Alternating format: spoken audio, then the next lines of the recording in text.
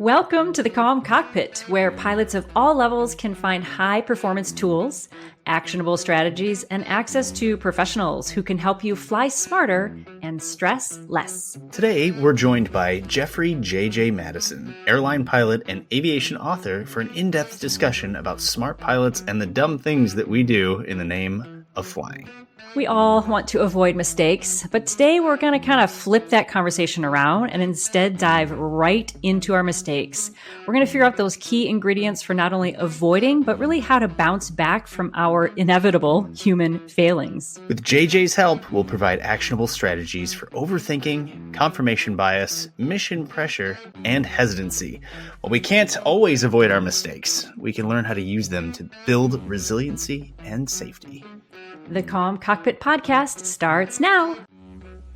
Onyx 1-2 Mike Oscar, runway 27, clear for takeoff.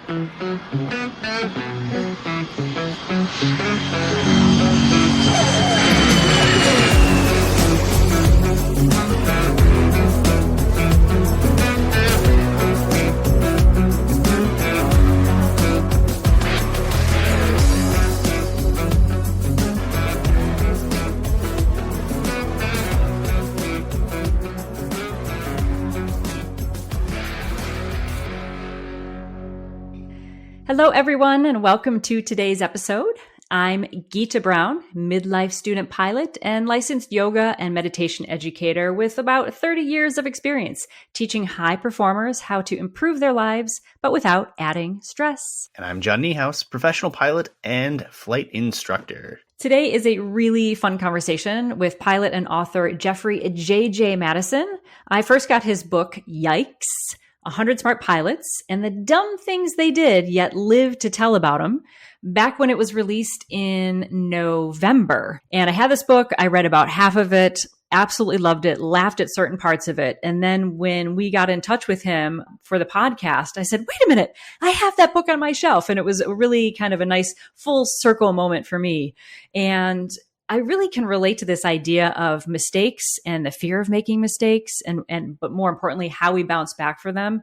You know, as a classical musician, we are trained to not mess up. When the conductor points at you for your solo in Beethoven 6, everyone in the orchestra knows what it's supposed to sound like, and the whole audience knows what it's supposed to sound like, and you better hit that high G at the end and not go squeak instead, because everyone's going to know about it. But then when I kind of moved into being a music therapist and had to do a lot more improv, I started to kind of change that relationship a little bit and realize that mistakes can be an asset. Sometimes you can just pivot on a mistake and turn it into a cool discovery in the moment. Other times it's just like a learning opportunity. But I find I still struggle as a student pilot. If I make a mistake, I get hard on myself.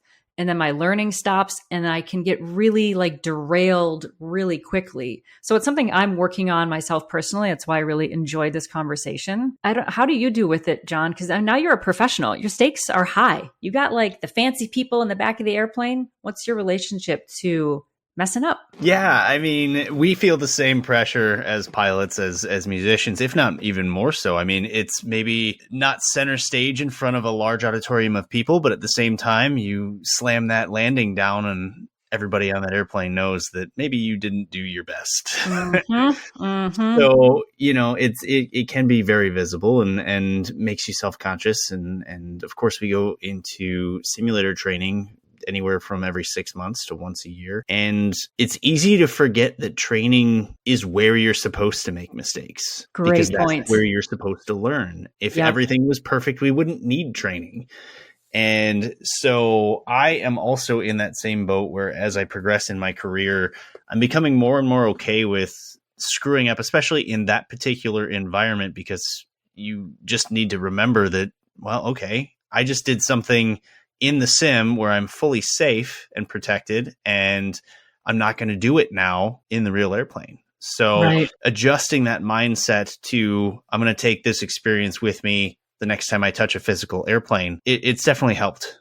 It's helped me improve and be a little bit less self-conscious and in the same boat, you know, not allow it to affect my performance. I think especially for us GA pilots, there is that fear of messing up and doing something catastrophic that we can't recover from. But that fear itself then can cause mistakes that can become catastrophic. So it's such this, razor's edge we're dancing. And I can't really think of anybody better than JJ to shepherd us through this. I'm just going to give you his loose bio right now. Then you're going to hear the whole wonderful interview with him. At the end of that interview, John and I will meet back and just give those key, I think we have 2 or 3 really key takeaways that are really mindset changes on this whole idea of mistakes. So you can start putting some of this in action. But a little bit more about JJ, absolutely amazing background. So he's a Harvard educated flight instructor. He's a mentor pilot. He's an author. He's flown a lot of GA. And right now he's an airline pilot as well. He really is leading the charge for a more inclusive and resilient aviation industry. And you will hear all of this. His journey, though, to the flight deck didn't begin until he was 35. So if you're a little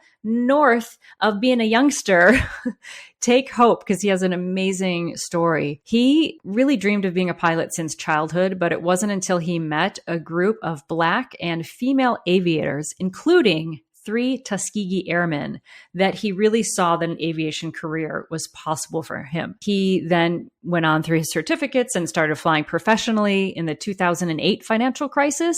When all those pilots were laid off, he was laid off as well.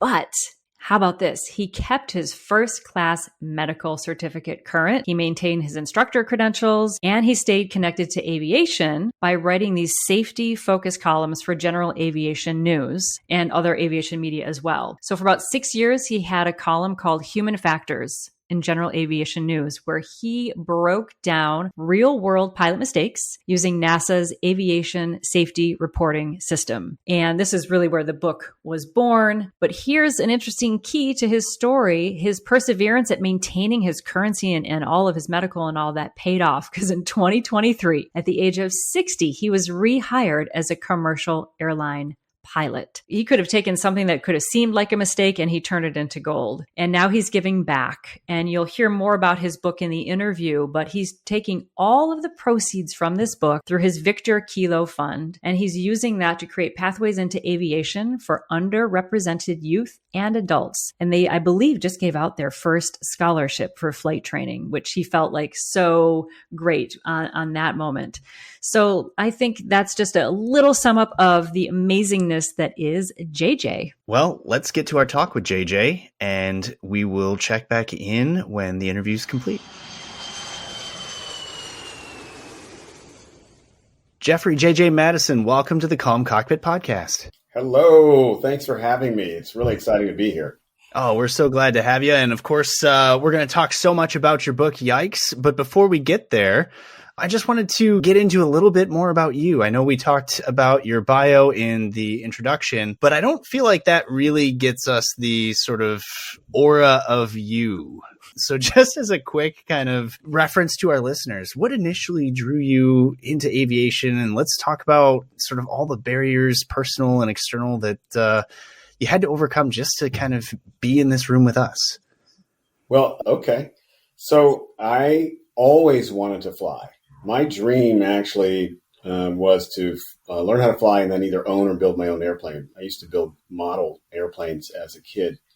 And I think my first frustrated moment was my twin brother and I got a Cox model airplane that actually flies, but it flew on a string. And so we didn't know how to do that. But my cousin, who is a couple of years older than us, was in the Civil Air Patrol, lived in New Jersey, came down one summer, and that same summer, and we thought, well, he can show us how to fly. So we took it out to the parking lot of our local school, and he flew it a couple times, and then he promptly augured it into the ground, smashing it into a million bits. So that was my first attempt.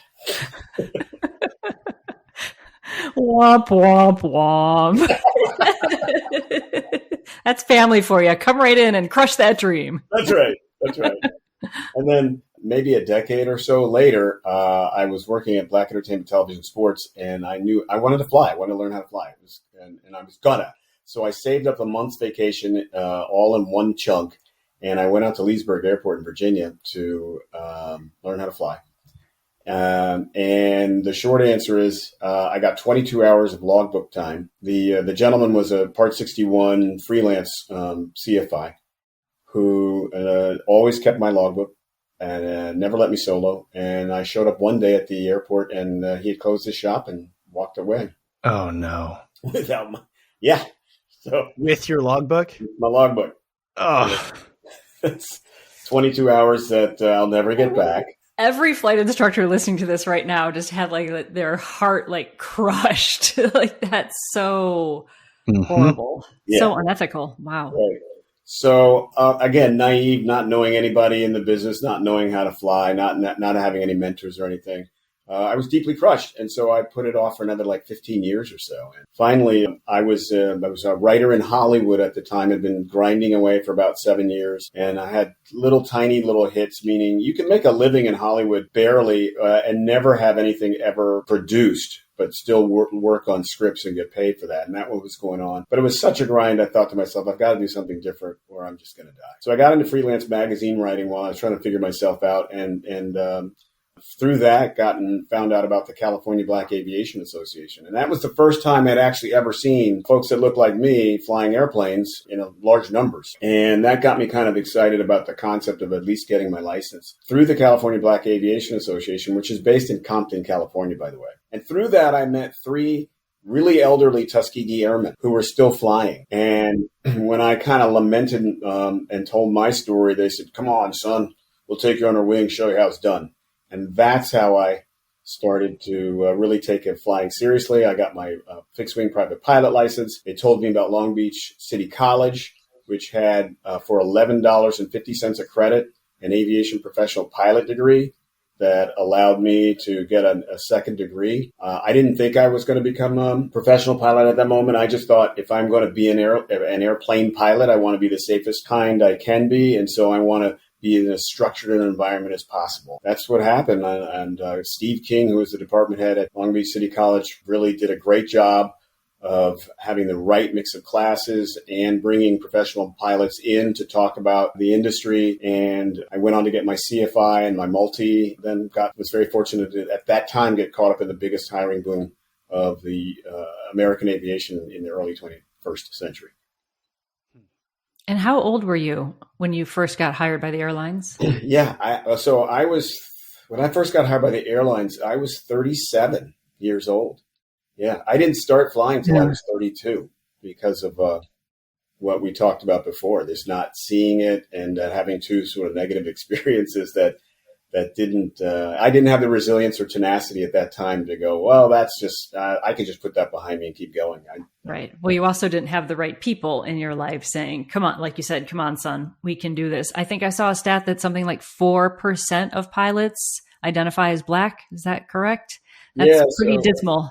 Yeah, I think that's a fair statement. I think, I think it's 5% of current airline pilots are African-American or Black. And then like 1% of them are female, Black females. Wow. Oh, yes. Add female onto it. And yes, even less. It's interesting because we did a whole episode on the importance of mentorship and what that means to people. And that's huge. But I think one of the things that we've yet to talk about on this podcast, and I think this is an interesting point to kind of your story, is never underestimating the sort of importance of fleeting moments where it can be just that brief touch point of somebody you don't even know and you might never even see again. But that small interaction, that small act of kindness, that brief conversation can change the path of somebody you don't even know. And it's just kind of interesting to see how lives can be changed that way. I agree with that. I think that it wasn't just that it was at that moment. It was that I was personally like psychologically ready. There had been a lot of, I'm a big believer in when I'm present and those little signs show up for no matter how fleeting, if I'm able to recognize that because I'm present, then really great things happen.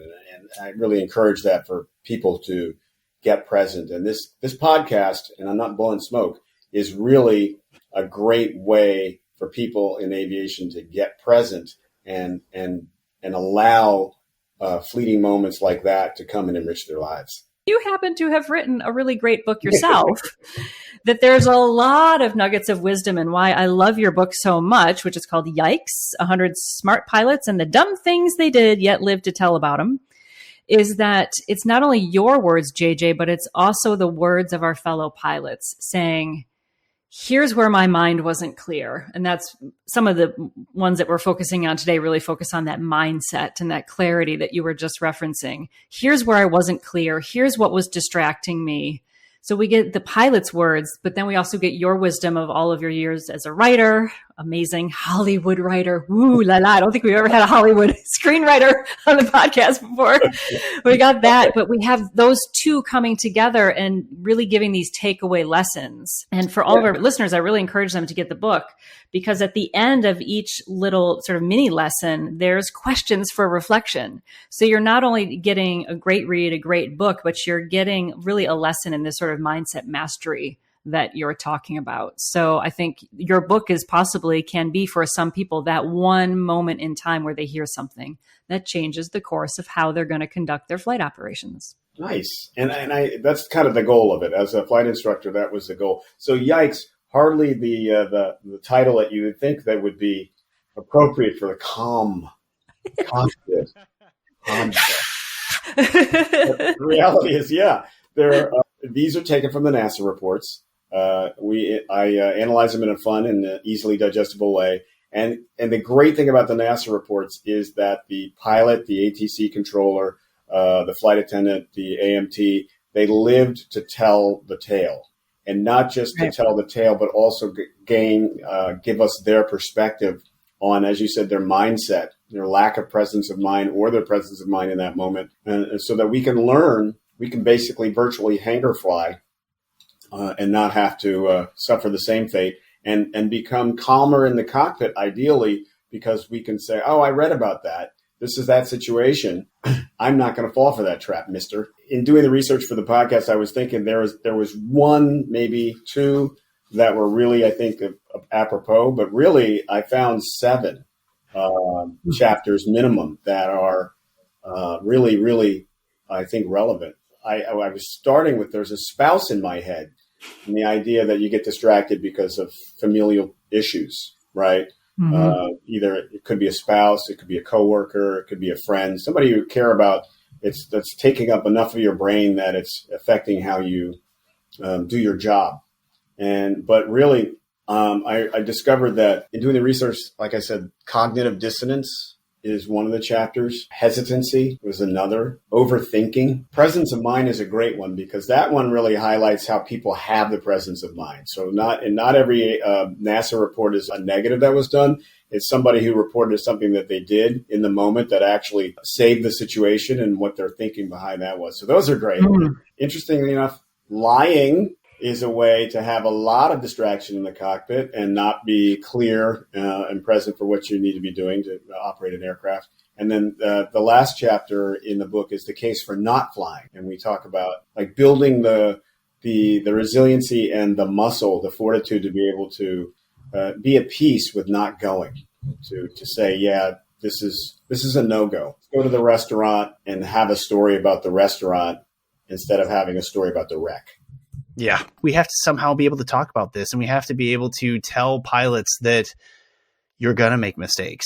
And I think that you put that on the cover of the book, smart pilots. Yeah, right. They made a mistake, but that doesn't mean they're bad at what they do. That doesn't mean that they're inadequate as a human being or as a pilot. They just had a bad day or they made a bad decision. That's right. And so I think it fits. Yeah, thank you. That's intentional. I wanted to make it clear that a smart pilot makes mistakes, but then learns from those, mm-hmm. and that a smarter pilot reads about them so that they don't have to make the mistake to learn. Right. But yeah, because I learned to fly at 32. And so that was one thing I learned. Hey, I can fly at 32. I don't have to be young to be able to fly. That was a misconception I had. But the second thing I learned was I'm not a natural pilot. I have to work really hard. I have to practice all the time to be as good as I am. And I'm pretty good at being a pilot.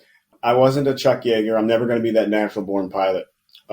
So what that meant is I made mistakes along the way. And by the book and then me talking about myself with other people, telling them that I learned midlife and also that I'm not a natural born pilot, it gives them permission to make those mistakes. it's really important to learn to make mistakes, because the only way to build resiliency and tenacity to do the difficult things that we have to do to get any of our licenses, whether it's a private or an instrument, commercial, all the way up to ATP, is be willing to recognize that we make mistakes, we'll make a mistake, and then just get back up and do it again. And for the flight instructor, I would say, for the flight instructor to be able to demonstrate, to allow the person to make their mistake to a certain point, and then to be able to correct it, right? And for a flight instructor, it's really important to be able to see that a mistake is about to occur, and then to know how to fix it. And if you don't let somebody get to the point of maybe they're making a mistake, then as a flight instructor, you're doing yourself a disservice, because you never get to understand what a mistake looks like. I feel that in my bones.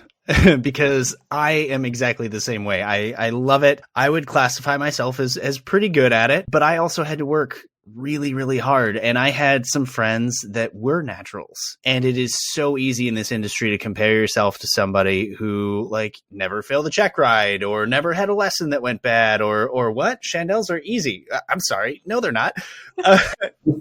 And so like, it really is that lesson in picking yourself up, dusting yourself off, and continuing to go. And again, back to your thought on the CFI, I still believe, and I think that natural pilots are wonderful CFIs as well. But in my case, like, I feel like I'm a better CFI because I did struggle a little bit, and I can see that in my students.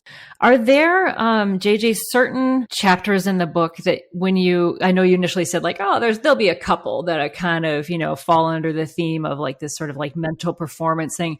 Are there certain ones that are really, really resonating that you think, oh, if I could, kind of point this out, kind of summarize, and maybe just give us your top one that you would love for an aviator to hear and reflect upon? Ooh, top one. Well, let's start with I think that cognitive dissonance is really, really good. So cognitive dissonance for me, each one of these, let me just be clear for the folks. Each one of these is based on human factors, which is a column that I wrote for General Aviation News for 6 years. And each one is between 1,000 and 1,500 words. So short. And each one I start with my own snafu, because the goal was to get people to see, okay, this guy made a mistake. And then I would transition it into a very specific topic group based upon what I searched in the NASAs. And cognitive dissonance was one that was really important to me, because I hate gumps. I know it's enormously popular, but I can't stand it. It doesn't work for me, because there's no other place in my life where I would ever say undercarriage. Okay. And so in the highest workload situation, right, where I'm supposed to be on top of my mental game, I have to remember the word undercarriage. I have to dredge it out from somewhere, and then remember that that's for me to check that my landing gear is down. Right. I can't. So instead of being in the flow when I do a gumps check, I end up mentally stalling. So that's cognitive dissonance for me. Yeah. Right? And I know that people, that blah, blah, and I get that, and that's okay. I recognize that, and I took the hit when I published the column.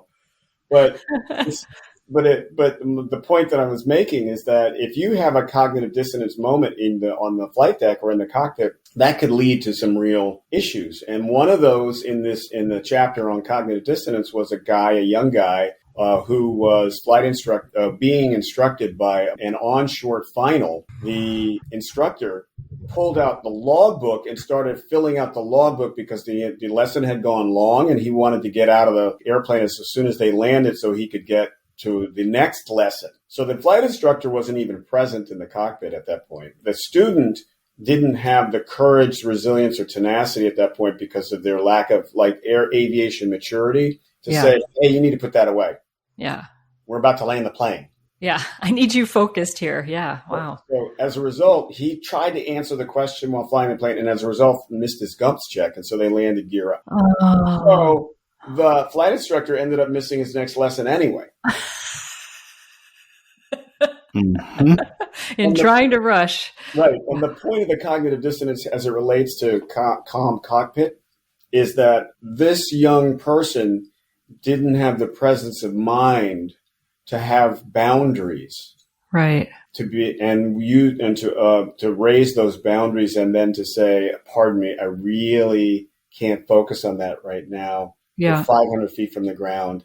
I really need to land the airplane. And part of what becomes a calm cockpit is being able to erect boundaries. And sterile cockpit is something that came out of the NASA reports. And so at the professional level, anything below 10,000 feet is a sterile cockpit situation where all you talk about, the only conversation is related to the safety of flight. And one of the things that the NASA reports has done, and thankfully, I guess the column in a certain way, was to be able to bring the conversation about sterile cockpit to general aviation. And then come back, combined with aeronautical decision making, allow folks to have the conversation about, hey, this really is one of those times when it's really important for you. What tools can we help build for you as a young pilot, meaning, and I don't mean young as in age, but young as in experience, to feel comfortable telling your passenger or your flight instructor or even your DPE on the check ride when it's time for you to erect that boundary and tell them, hey, listen, I really need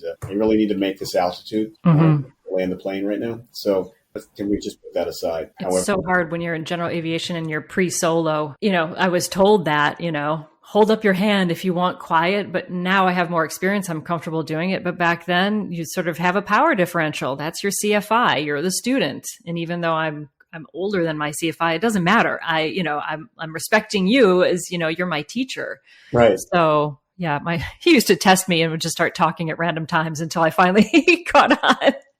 Threw up the hand. One of the things that I hold dear or just very highly are kind of just the ideas of different human factors, incidents, and how people overcame it or didn't. Because so much in aviation we learn from when people don't. It's unfortunate that that's the case, but it's true. And it's one of those things, and we've talked about it so many times in this podcast, the idea that we think that aviators and pilots are superheroes, that nothing bad ever happens to them. And if something bad happens, they just kind of push through it and, they do their flight and all they think about is they're flying. And I think we all know that that's not true. We have bad things that happen to us. People pass away, people get divorced, people get sick. I think that it's really interesting to see how some of these stories are affected by that. And this podcast, again, comes back to the idea of how do we work through these things and how do we normalize the fact that these things do happen, and yet you're still having this expectation that you have to continue doing the mission, or in some extreme circumstances, you don't. And how do you make that choice? And so let's talk a little bit about some of these stories on what that means in this book and how we can learn some lessons from that. Yeah, thanks. A couple of things real quick. I'm going to try and back them up in order. The NTSB reports are notoriously popular, right? And there's a lot of, guts and gore, and then forensic science, and then it's rampant speculation, and then the final analysis. It's like a Law and Order episode. Mm-hmm. But the ASRS reports are no less glamorous. They are great. The only difference is in every case, nobody died. You didn't break an airplane, and it wasn't illegal. And the person who survived to tell the tale was remorseful and were able to give their conclusion. And some of those conclusions are hilarious. Some of them are way like 90 degrees from what you thought your thinking was on it. And that's why I'm glad that I glommed onto NASA reports to be an aviation safety reporter. But I'm also sad that more people don't do it. Right now, I think I'm the only person who does NASA reports that analyzes them for the general public. Flying is sometimes incredibly unforgiving. One of the things that we talk about is the impossible turn, right? And I've had two friends who have died attempting to do the impossible turn. One who actually proved that he could do it, did it several times for one of the aviation safety organizations out there, and then when it really happened to him and his co-pilot, they didn't make it. But the first time was a friend of mine in Hawthorne, California, who had his own airplane and did the classic thing, was running late to, the $100 pancake breakfast, had flown the night before, didn't fuel it because he'd come in late, didn't do a gas check, so didn't realize there was water in the tanks from condensation from being overnight and the temperature cooling and all that good stuff. I took off out of Hawthorne and at 600 feet lost his engine. And instead of just landing on Hawthorne Boulevard, which was right in front of him, I think he overthought it. I think he should have landed forward, but he overthought it, decided to try to turn back, and ended up augering in the Taco Bell parking lot. That was tough. because this was a good friend. This was in the California Black Aviation Association. And we were, the first emotion was just angry. Why do such a stupid thing that you know that you shouldn't do, and you've been taught all this time, that's not going to work. And so the way we had to deal with it was just really, everybody had to admit that they were just angry at this guy for a long time. He was a good friend, and now he's not a good friend anymore. He's a memory. So we were fortunate. I had that camaraderie. I had a group of people who all went through the same thing at the same time. And so we could kind of talk about it and get through it in our own particular way. I had a less exciting experience flying, and it's in the book. It's my story for overthinking, which is a chapter in the book, where flying back from, my wife and I were doing a flight in an old 172 together in Central Virginia, and coming back around dusk, my wife looked over and said, "Hey, is that red light supposed to be there?" And it turned out it was the red light because the alternator was going bad, right? So the electrical system. So very calmly, she looks at, we go through the book together, and we judge that we can turn off some of the radio, one of the radios. We don't need the lights because it's not quite dusk. The sun's setting, but we'll be able to get back to Warrenton just in time to land if everything goes well. And so, close the book. I look over, she's asleep. So that's cool. That means she's calm. And I feel good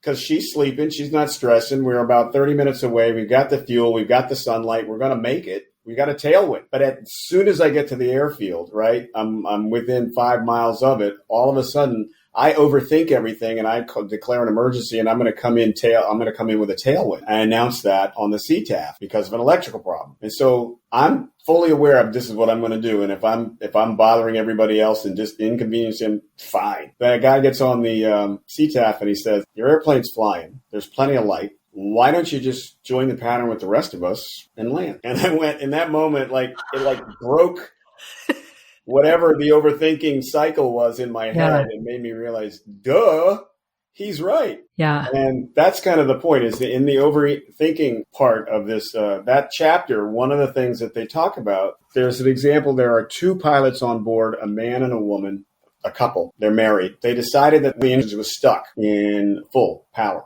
Okay. So they do all this kind of stuff. They spend like an hour trying to troubleshoot this, and they decide, all right, we're just going to land long. Okay. The prop is stuck full forward. The power is stuck full forward. We're just going to land long. And so, and we're going to bypass the longer airfields, but because we want to get back to our airfields so the mechanic can look at it. And they were so in their heads and overthinking the scenarios, they forgot this is just a power off landing. Just get in the pattern and shut the engine off. Right. Instead of doing a dead stick landing, they cut the power on short final. They got it down from 165 knots to 105 knots. You need 65 knots to land over the fence in a Cessna 172 RG. So suffices to say, they ran out of runway and they ended up on a road. That was the case of two pilots who were just overthinking the situation rather than recognizing we've trained for this, because maybe on the biennial flight review or the flight review now, you're always going to get a power off near the pattern. What are you going to do? They were not situationally aware. So instead of calm in the cockpit, they created chaos in the cockpit. And as a result, they ended up on a road. It's interesting because that occurs at every level of what we do. I think we both know, being professional aviators, that even now, after years and years of experience, that overthinking creeps in on you. And the blessing for us that we have above somebody in a 172 or whatever is the crew environment. I am so thankful for a crew environment, because the number of times that I've talked to the pilot next to me and said, "Hey, here's what I'm thinking. What do you think?" And they go, "I'm sorry, you want to do what?" It's such a blessing. And I have a similar but different story. In my case, I was flying a Lear 75. We were getting indications of low oil pressure, high oil temp. Hot lap. And we were looking in the checklist, and there were 3 scenarios in the checklist. And what we had, based on the indications that we were getting, didn't fit any of the 3. And so here I am with my first officer, who's a fairly new pilot to the Lear. I was actually training him on this flight, funny enough. And I remember looking at it going, okay, we don't fit any of these things. And of course, I'm flying the airplane, but I'm also thinking about, like, if I do something off the checklist, the lawyers are going to have a field day with this. If we all survive and everything's great, I'm a hero. If something happens and I deviate from this checklist, they're going to go, that's why it's his fault. And so there's that part of my brain that's now going off in this direction going, don't do something stupid. But at the same time, we don't fit into what this book is telling me to do. Right. And I distinctly remember, and this is a credit to the CRM that I've picked up along the way, whether it be from the university I graduated from or the airline that I had training in or any of the other places that I've been. I leaned over to him and said, look, we don't fit. This is what I'm thinking. We train for a single engine landing all the time, every 6 months. Worst case scenario, I shut this engine down. We land single engine and everything's good. And they tell me you didn't need to do that. Otherwise, if we don't shut it down and it turns into something that we weren't familiar with, it could be a fire, it could be a engine seizure. We could, toast the engine altogether. And like there's a price tag associated with that and paperwork. And none of us want to do any of those things. So I told him, I said, your job in the next minute and a half is to tell me a reason why I shouldn't shut this down. And he's like, I can't tell you that. So we did it. Now, the point to this story is that we continued on to our destination, single engine. When you're in a situation like that, you're falling back on your training. You're doing what you have been assessed to do so many times. And in the simulator, again, just like the airlines, what do you do when you're single engine? You shoot an approach, right? What did I do? The tower's like, hey, so you want to just take the visual to this runway? Oh, okay, sure. That'll get me on the ground faster. And, thankfully I had, my training hat on. So I told the guy with me, I said, look, we're single engine. We're going to come in on the visual. Your job now is to watch the rudders, because if I overturn, if I do anything, I don't want to be uncoordinated. We're going to get this thing on the ground. We had just flown 20 minutes to get to our destination with a single engine. And here I am worried about saving a minute and a half shooting a visual instead of a vectored approach. What am I doing? Everything was fine. It worked out, but I was completely thrown off by the fact that I'd never shot a visual single engine before. It was always an approach. Every 6 months you do all of these things. So, to your point, in the sense of, trying to get down and trying to declare an emergency and all these things, like your head goes to these interesting places, and it happens at all levels. And so, remembering that you have these things in your head that tell you the right decision, you just have to listen to them. Yeah. It's great because the thing that was in my head was when we were approaching the field was okay, my wife's on board. If I kill her, she's going to kill me. Right. Kind of thing. No, it just snowballed. And the reality is at that moment, my CRM was the other pilot in the pattern. Yeah. My other crew member was the pilot in the pattern, waking me up to reality. So CRM isn't just at the pro level, right? That's the other thing that Yikes, the goal is to help get general aviation pilots to understand is CRM is all around you. Even if you're the only person in the plane, you've got somebody's on the ramp, somebody is in that FBO. If you've got flight following, you've got ATC. Even if you don't have flight following, you've got ATC, and you've got other pilots in the pattern, right? Everybody who is at that moment in that geographic space who is affiliated with aviation is now part of your team. The takeaway that I hope people get from that, it's exactly that. CRM, you're never really alone in the cockpit unless you choose to be, unless you don't have radios, unless you turn the radio off, or unless you turn your mind off. And so our goal is to open the mind and allow for CRM to happen. And the other thing you talked about is training. And so one of the things that I constantly go through in the book is the idea that these general aviation pilots, because I really focus on general aviation pilots in Yikes. I try not to keep the airliners and ATC to a minimum, except when they really would be helpful for GA pilots, is that these GA pilots were doing the things that they did either poorly or really well, all attributed it to training or lack of training. Recency or lack of recency, right? That's the great thing about training, is that training allows you to have calmness in the cockpit in moments of either abnormal situations like hot lop, high oil temp, low oil pressure, or a crisis like if that you actually had an uncontained engine failure. Mm-hmm. When I started flying solo and actually, was cut loose to like fly to like a class D, I was like, woo, going to New Bedford on my own. It's like 20 minutes away, but to me, it might as well have been Mars. It just it's so freeing. I think all pilots can relate to that feeling. You're like, I can just go over there. It's amazing. But when I finally started doing it and, would go from CTAF and then talking to ATC, I could feel that community. There's something so comforting about the chatter on the radio. I'm hearing Block Island and Fisher's Island and Bebezibidoo and all this. And it sort of was like, wow, there's a whole community of people, even up here while I'm buzzing along in my little bug smasher. Mm-hmm. And I've had people on the ramp looking out for me when they know I'm solo and telling me little tips and tricks. So I think GA pilots in particular can really benefit from curating a collection of people around them who they know personally who can check them, but then also know that there's people, strangers, who will be willing to help you. That if you're in an emergency situation, buzzing along, you don't have to make that decision to do the tailwind landing. Perhaps you could actually say, hey, here's the situation, key up the mic and see what someone else's opinion is.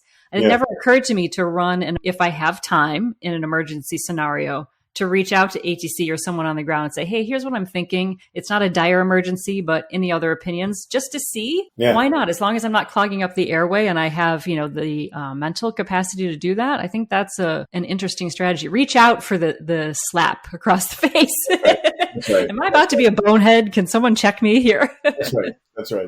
And there's just a dovetail on that. What I love about that is that's exactly the right thing to do, right? You wouldn't want to do it in LAX. Probably don't want to do it in New York airspace. But but definitely, if you have to get on the mic because you have a problem, you're not bothering somebody.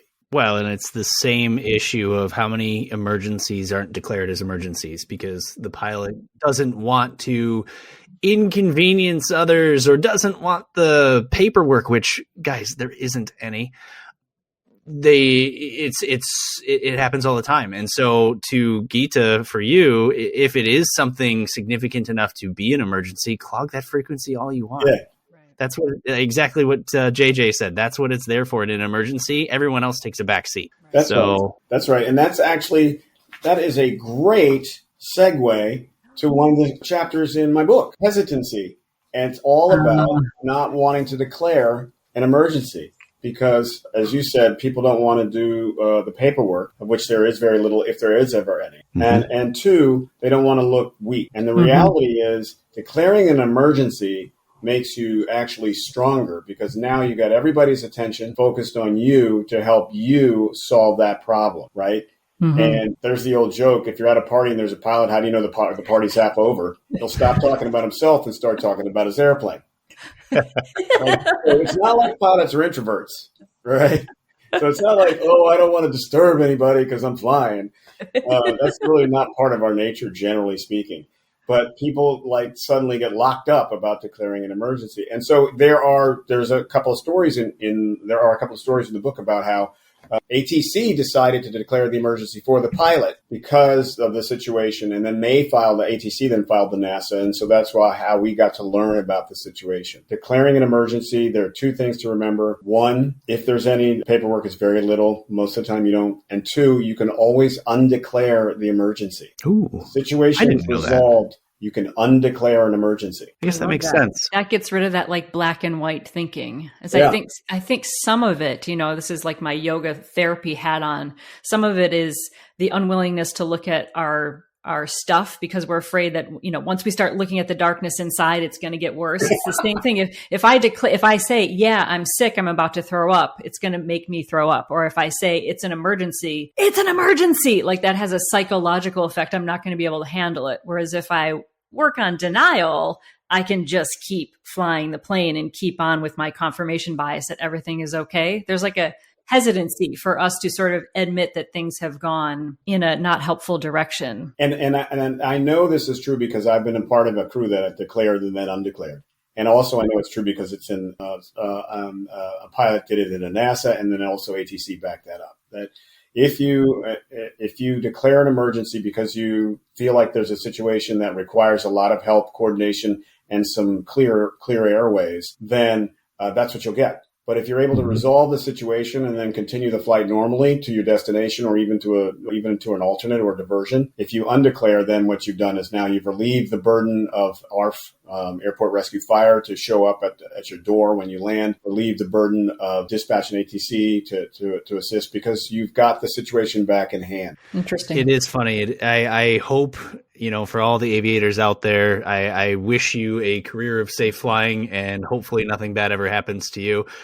I will say, having been a pilot who's declared emergency multiple times for multiple different reasons, that first one's the hardest.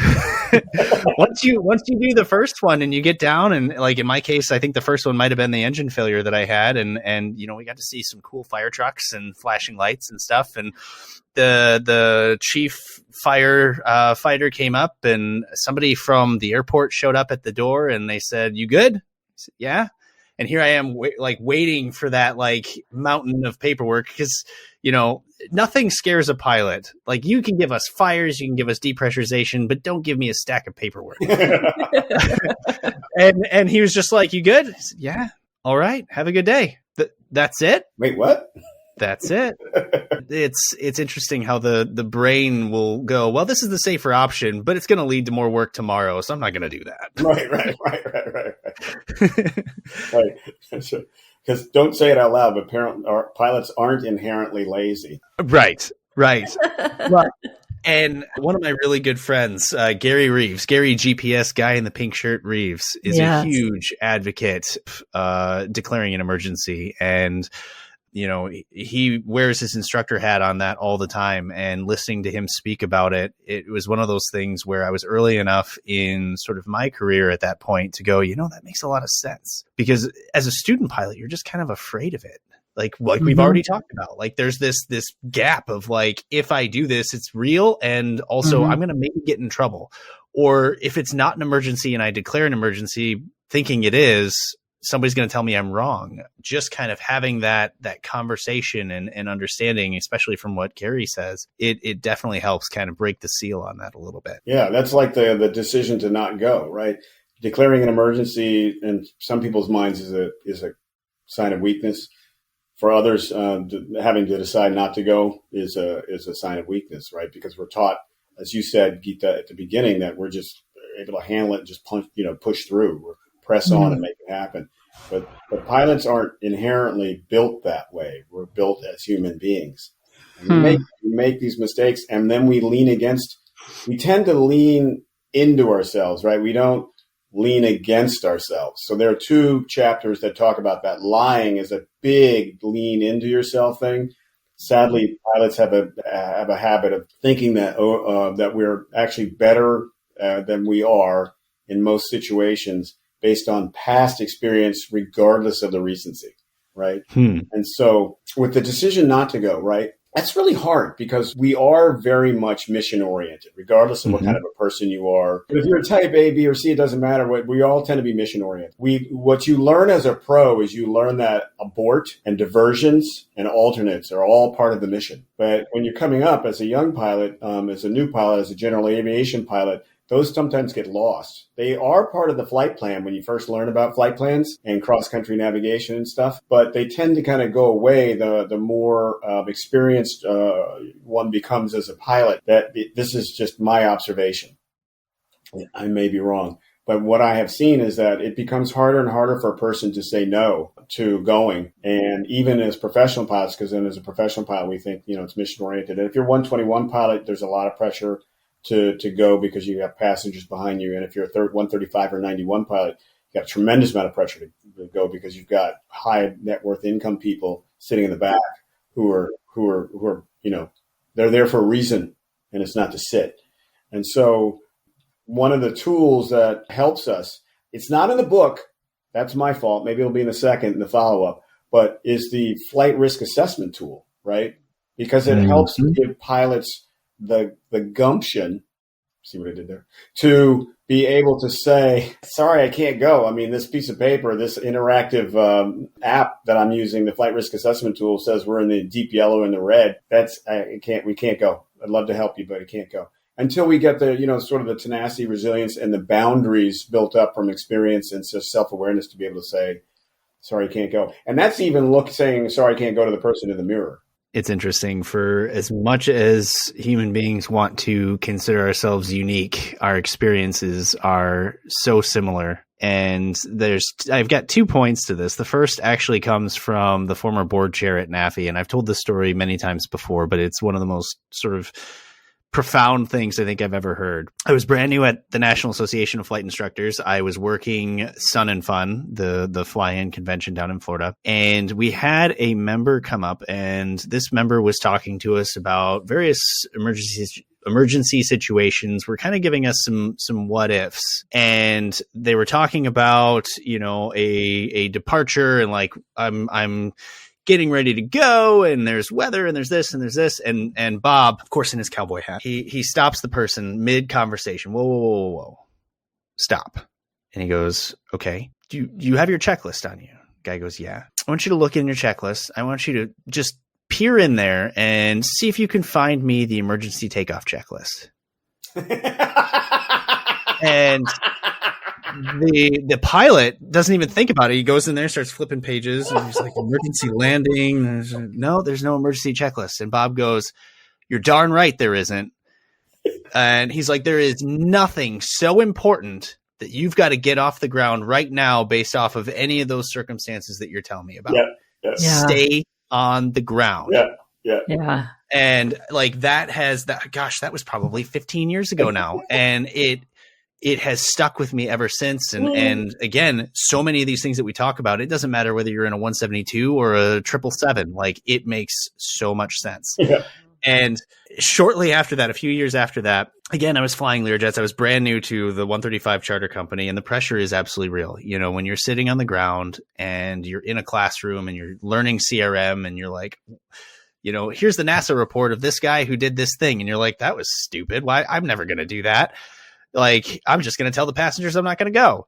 Well, when those passengers are staring you in the face and they're like, I've got a meeting in 20 minutes, we got to get out of here. And you're looking at a line of thunderstorms, it's a whole different ballgame. Yep. And I remember, and I'll try to keep this short, but I think we were coming out of Augusta, and Augusta during the Masters, the weather is always terrible. Yep. And we had already delayed the flight. We had like 6 passengers. They needed to get back that night, and there was just thunderstorms everywhere. I was flying with the assistant chief pilot to the company I was working for, a very talented, very smart guy. And I was brand new, and we were looking at the weather, and he goes, I think there's a gap in the weather here. Let's go. And of course I'm sitting there going, I don't really want to do this. And he's like, let's just load up. We'll keep an eye on it. Everything will be fine. If we decide to turn around, we just won't go.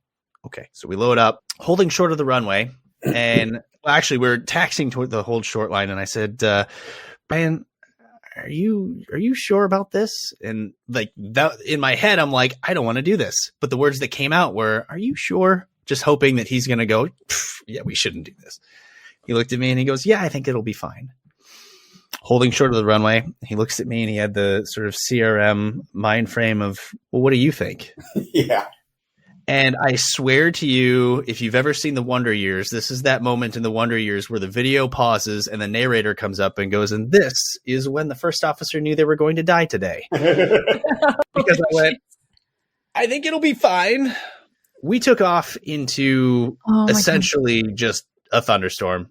Severe turbulence. We were getting bounced around to 40,000 feet. At one point, they were trying to make us turn, and we both said, all we can do is go straight. It should be in this book. It's one of those moments where we survived, but boy, that was dumb. Yeah. Like, we shouldn't have done that. Yeah.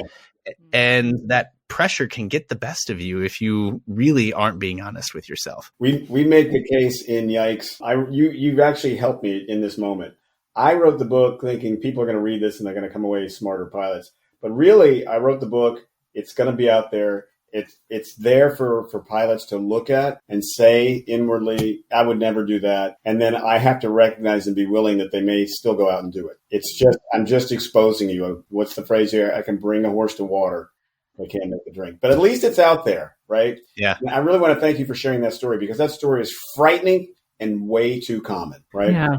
How has writing this book and reading all these, has it changed your approach to you still fly GA, or is it a change your approach for when you're flying professionally? Has there been little, shifts in your psyche because of so much exposure to all of this? Yeah, so that's a great question. So I did this for 6 years, almost over 75 columns, and I had to pour through a few thousand of these because not every NASA is tantalizing, right? And not every NASA is applicable. So I usually had to go through 12 or 20 before I got 3 or 5 that were good enough and applicable. I think what it helped me do is it definitely broadened my mind and helped me become myself more and become a little more self-aware. And do I still make mistakes? Absolutely. But it really, really made me feel also more comfortable knowing that I wasn't the only one out there, being a doofus sometimes in the cockpit, because there's so many. They hit 1 million NASAs in 2012, I think. So, and they're doing they're something like 95,000 per year being filed. So take that to heart. At this point, there are probably 2 million NASAs being filed. That means a lot of people are admitting to mistakes, which means there's a lot of good data out there that the human factors behind flying, even though people are making mistakes, we're still surviving. We're still becoming better pilots as a result of making those mistakes and learning from those mistakes. I do still fly GA now that I'm back at the airlines. I don't fly as much because that schedule takes it up a lot. But yeah. So having poured over all of these NASA reports and looking at not just the mistakes that people have made, but I think the takeaway in some of these is, well, how did they fix it? So they're admitting to a mistake, but they survived. So how did they overcome it? How did they fix it, push past it, whatever words you want to use? One of the things that we pride ourselves on in this podcast is kind of that like actual takeaways. Like we want to bring these conversations to light. We want to talk about them, but we also want to give people something to learn and put into their toolbox and move past. And so like after having poured over these and having created the book and, given your commentary on some of these, what are some of the kind of common traits or tips, tricks, whatever that sounds like, we give to some of our listeners to say, like, here are the things to look out for, but here's how to make yourself better because of these stories? I think the number one takeaway from almost all of the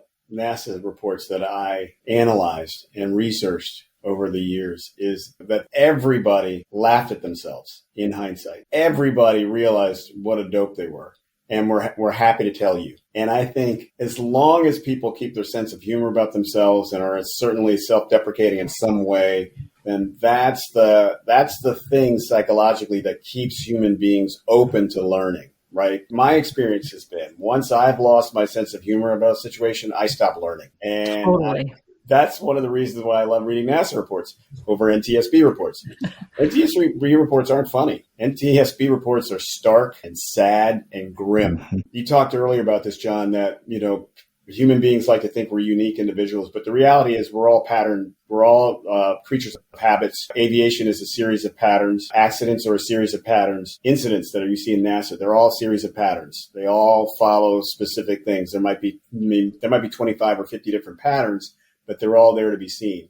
And one of the patterns of behavior, if learning and growing as a human being, is being able to not take oneself too seriously. And that's what I love about NASA reports, because the NASA reports at the end of the day are just flat out funny. One guy's takeaway after he had to ditch his Cessna 310 after falling asleep and running out of fuel over the Gulf, and being able to make it back to the Florida shore before having to ditch, and then having to float for 20 minutes on a seat cushion, was I need to learn how to swim. Oh, Lord. The second takeaway was maybe I shouldn't drive all night, stay up all day, and then try and fly all night. Maybe fatigue was a factor, right? Maybe. But the bottom line is, and then another guy who was a really seasoned CFI took a 150 with a friend who was a VFR only 150. The friend wanted to buy a 152 that was somewhere, 100 or so miles away on the other side of some weather. They decided they can do this, and the VFR pilot, just said, okay, fine, because I'm flying with a CFII who's really experienced.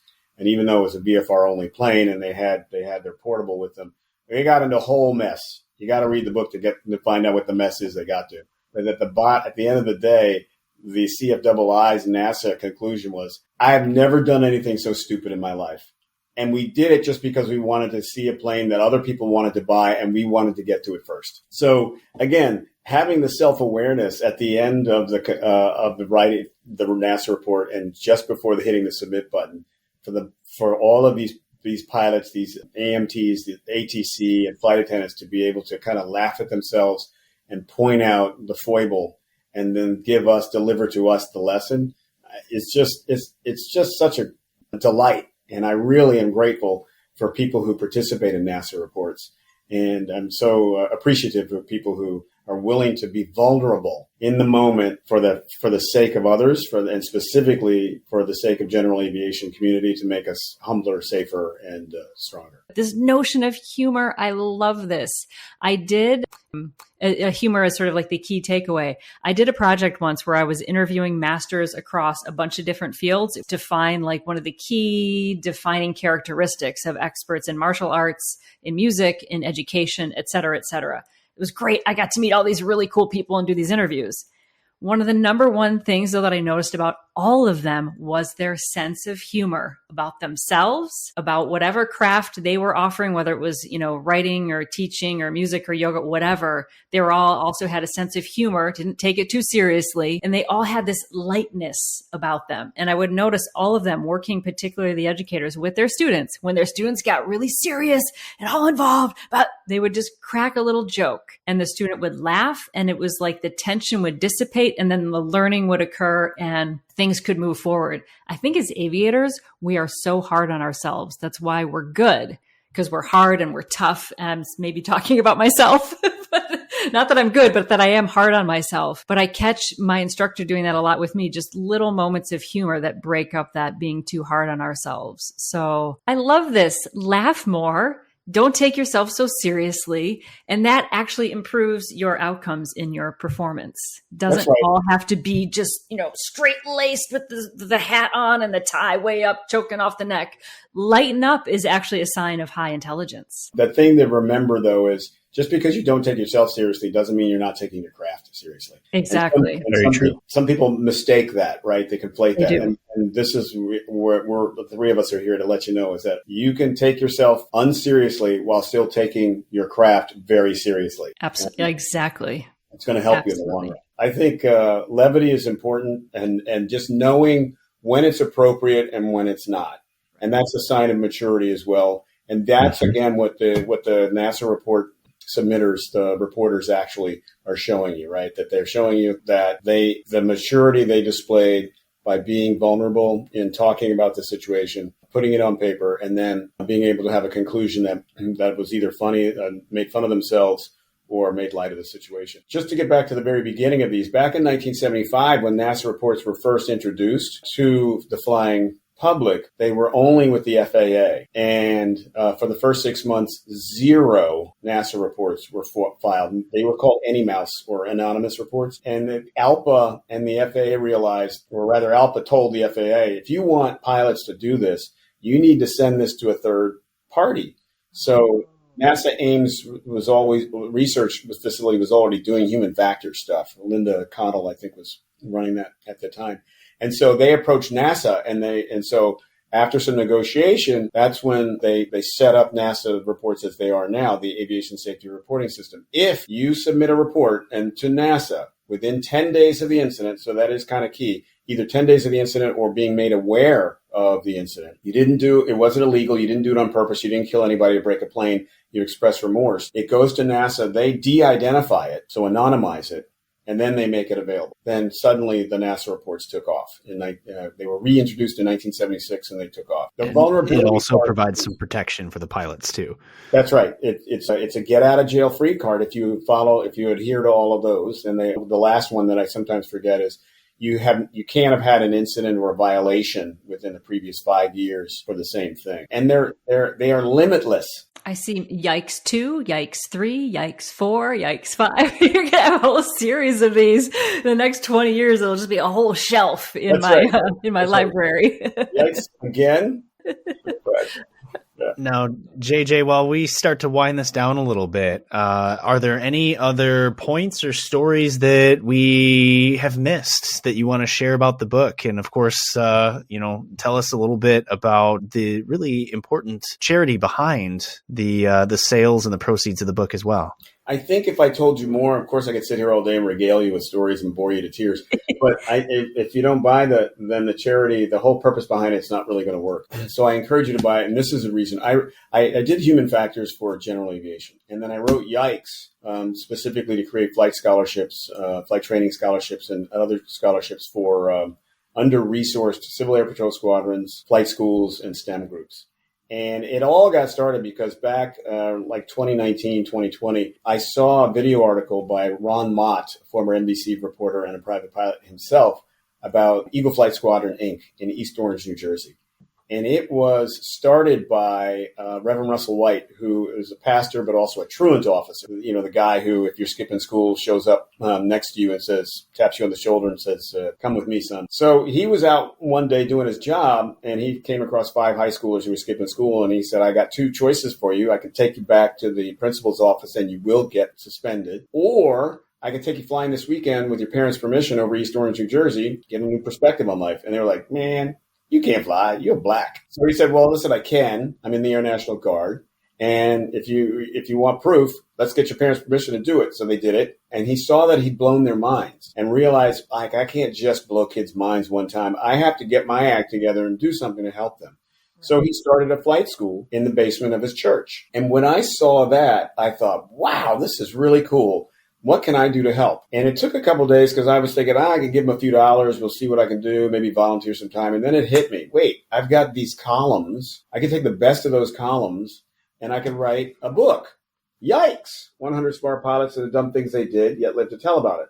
And have all the proceeds from the sales go toward perhaps flight training scholarships for them, or a big one was maybe even get them a Redbird full motion flight simulator. And if I sold more than a few, then maybe I could expand that to other people as well, other under-resourced flight schools, Civil Air Patrol squadrons and STEM groups, anywhere, rural, urban, or suburban.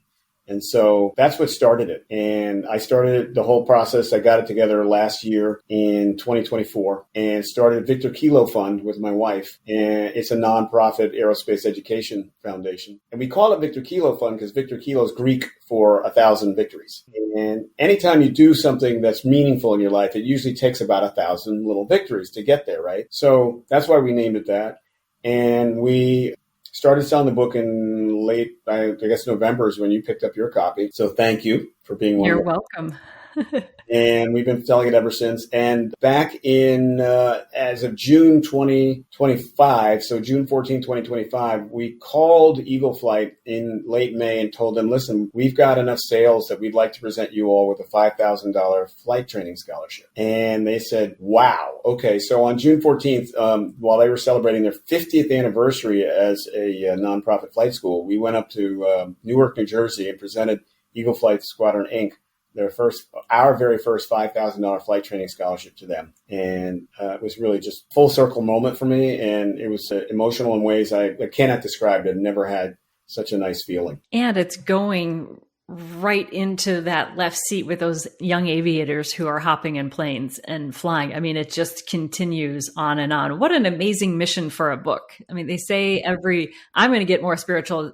Writers have this saying, every book has its own karma, which just means, like you said earlier, once you write the book, you may have ideas for what it's going to do, but you send it out there in the world and it does whatever it's going to do based on the people that read it. Yeah. And I would hope and encourage everyone, don't buy it used, buy it real and fresh and hot off the press. So the money goes to the scholarships because you're not only getting a great book and a great read and learning something, but you're also supporting someone to get into that left seat. And we all know what a precious experience that is. So I commend you for giving so freely of your time, talent, and treasure to this book. It's really a gift to the whole aviation community all the way around.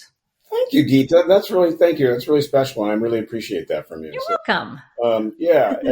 The goal is, so you can get the book at yikesthebook.com, yikesthebook.com. It's also available as a Kindle version and an Audible version on Amazon. If you just Google 100 Smart Pilots Amazon, it'll come up. But if you'd like a signed copy, yikesthebook.com. We'd be happy to sign it and inscribe it to you as well. I have an audacious goal. When we sell 1 million books, we'll be able to fund between $5 and $10 million worth of flight training or AMT training or ATC training, scholarships for, up to between 5 and 10,000 people. So we're really excited about the prospect. And even if we don't get there, we're already helping people. And that's that's just the goal. I'm doing that because those 3 Tuskegee Airmen and then later on 2 African-American astronauts helped mentor me as well. And I thought, man, my heart is full with the gratitude from these folks taking time to help get me where I want to be to help achieve a goal. And so because they did that for me, I've chosen to do that as many times as possible for whoever I can. Beautiful. We will include links to all of that in the show notes. JJ, we really appreciate you taking the time to talk to us about all of this. We as with so many of our guests, we could do another hour and a half of this. And, the things that you have mentioned are so insightful. And I think they're going to help a lot of people and, of course, our listeners. So listeners, don't forget, yikesthebook.com. And JJ, we really appreciate you being here with us. Thank you, John. Thank you, Geeta. It's a high honor and a distinct pleasure. And I'm so glad you all are doing this podcast because you're doing the same thing that I'm trying to do, which is to bring calmness and situational awareness to the cockpit.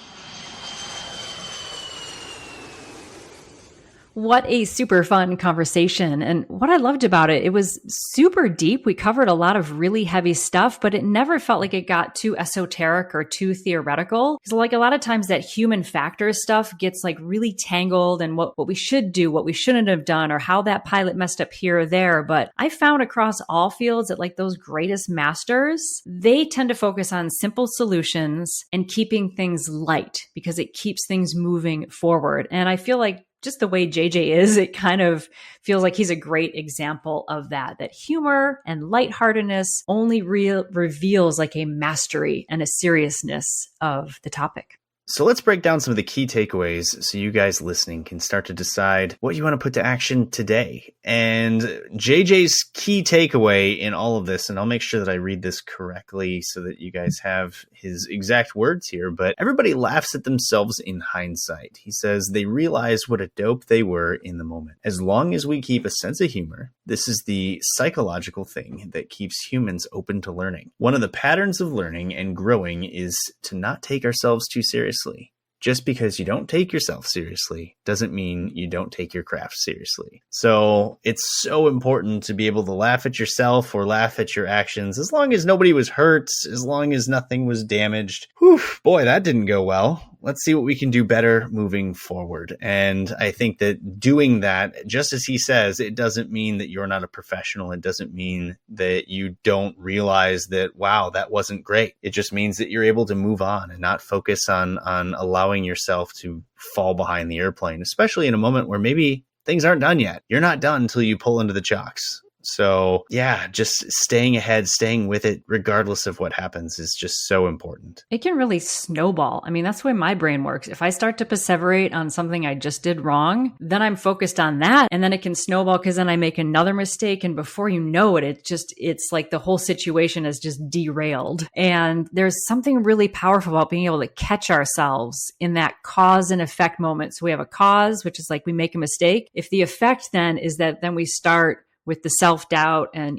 self-criticism and all of that, that's not a helpful road when you're flying an aircraft or you're on short final. But if we can break that with just a moment in between the cause and effect, with laughter or a little bit of humor, or even just the smallest little term like yeehaw or woof or whoopsie, and just kind of shake it off, that's breaking that cycle, which then can lead to an even more adverse outcome or just make you like a big old cranky pants to be around. I mean, a lot of times back in college, people were like, would you lighten up? I'm like, I can't lighten up.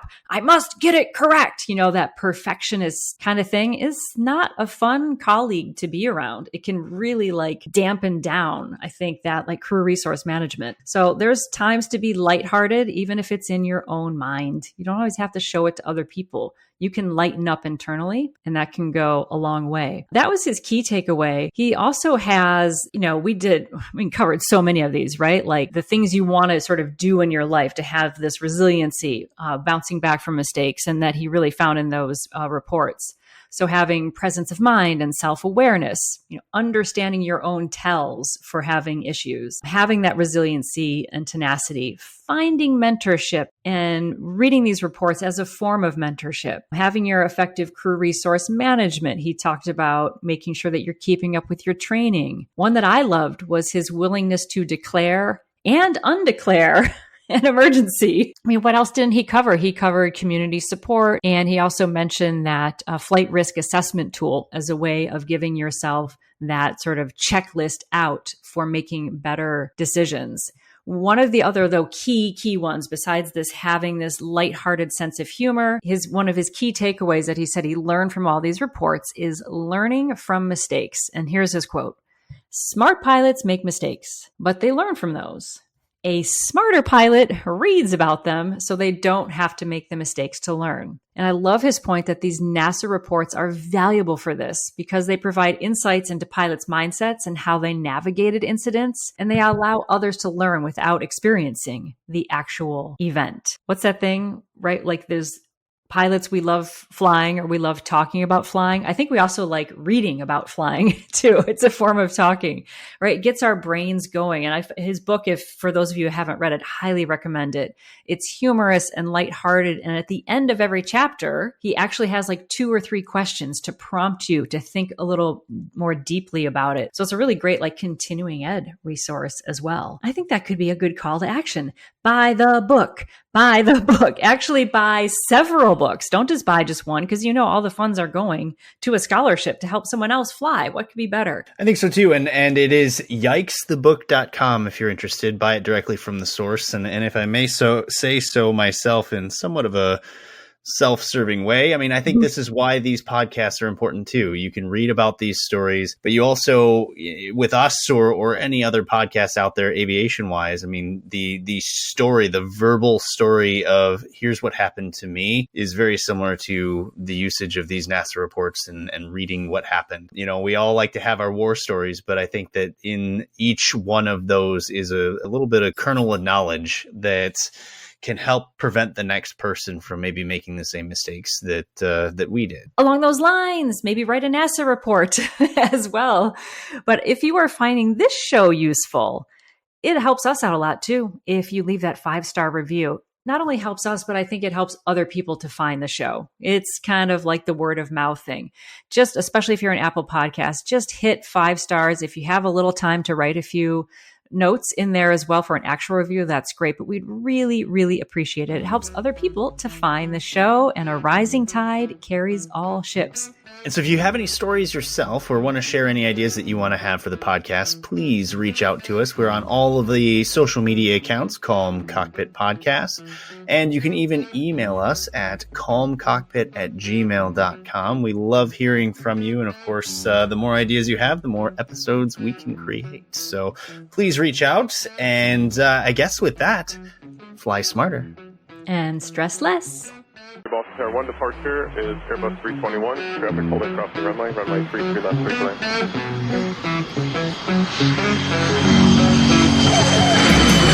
land.